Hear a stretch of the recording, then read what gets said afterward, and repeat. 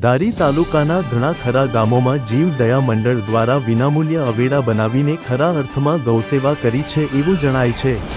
ઉત્તર ગુજરાતના સાબરકાંઠા જિલ્લાના ઈડરના નાનકડા ગામ ગાંઠિયોલના રહેવાસી જયસિંહ બાપા આજે તો હયાત નથી, પરંતુ તેમના દ્વારા સ્થાપિત થયેલ જીવ દયા મંડળ જે છેલ્લા 20 વર્ષથી આ દરેક ગામે ગામ જઈ અને સ્વખર્ચે પોતાના મંડળ દ્વારા ગાયો માટે અવેડા બનાવે છે। તાજેતરમાં જ ધારી તાલુકાના વેકરિયા, કાથરોટા, ભાડેર જેવા 5 થી 6 ગામોમાં જયસિંહ બાપાના જીવ દયા મંડળ દ્વારા પોતે મજૂરી કરી કડિયા કામ કરીને દરેક ગામને અવેડા અર્પણ કરેલ છે। આજના યુગમાં આજે માનવી બીજાની મદદ કરવાનો કોઈ પણ પ્રકારનો સમય નથી, ત્યારે આ જીવ દયા મંડળની કામગીરી ખરેખર ઉત્તમ પ્રકારની તેમજ સરાહનીય છે। રિપોર્ટર ડામોર વનરાજભાઈ ધારી।